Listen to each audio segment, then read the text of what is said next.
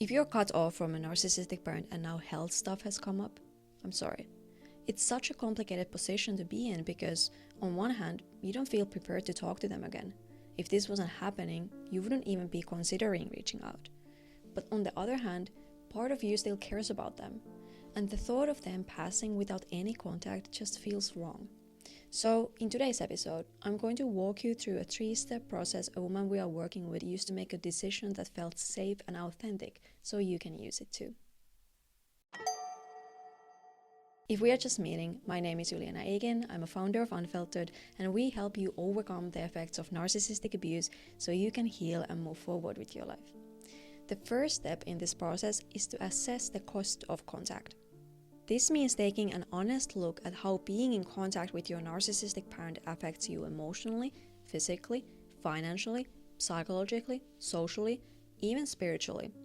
For example, the woman we are working with wrote things like, I feel nauseous because I'm so anxious, I have trouble sleeping at night, I somehow end up spending money I don't really have, I question myself all the time, my partner and I fight more because I'm on edge, and I feel like I'm failing at what my faith asks of me. This step is important because just like you check your finances before making a big purchase, you need to know what contact will really cost you before making a decision. The second step in this process is sharing your cost of contact with someone you trust. This could be a therapist, friend, or even a support group, but the goal here isn't to get advice, quick fixes, or be told what to do. It is to be witnessed, to have someone see you, hear you, and honor what you've experienced. I believe for this step, choosing someone who can help you contain the fire is far more effective than choosing someone who throws gasoline on it or puts it out completely. For example, let's say part of your cost of contact is, I have trouble sleeping at night. When you share that with someone, you don't want them to throw gasoline on it by saying, oh my gosh, that's terrible, you should cut them off immediately. This is because that kind of response can push you into hyper-arousal, a state where you feel anxious, agitated, disoriented, and overwhelmed.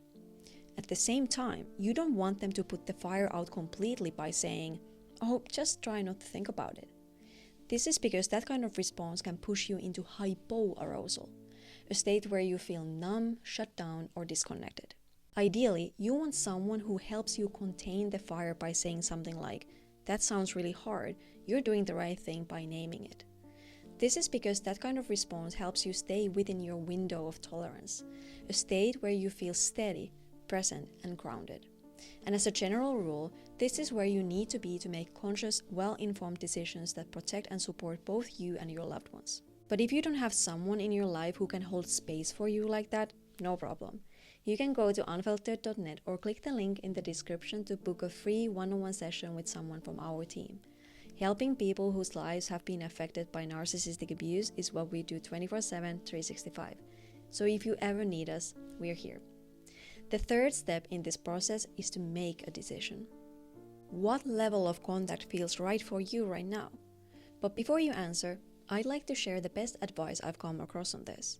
It comes from a licensed mental health counselor named Matthias J. Parker.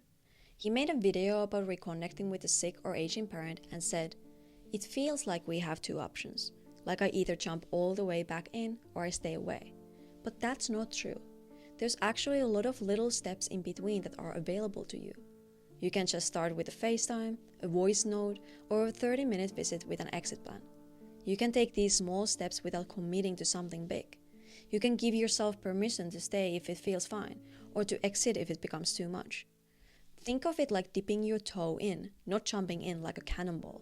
Take a tiny step, see how it feels, and then adjust.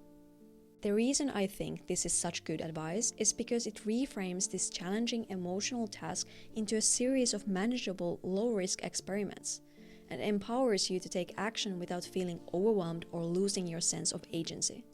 But it's just the beginning, because once you start taking those small steps, you'll need strong boundaries to keep yourself and your loved ones safe. So in the next episode, I'm going to walk you through a 6-step framework my team and I created to help you set boundaries with your narcissistic parent. And I'll link it here as soon as it's posted. Thank you for watching today's episode of the Unfilteredd Narcissistic Families Podcast.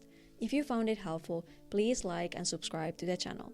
My name is Juliana, your guide to overcoming the effects of narcissistic abuse, and I can't wait to connect with you in a future episode.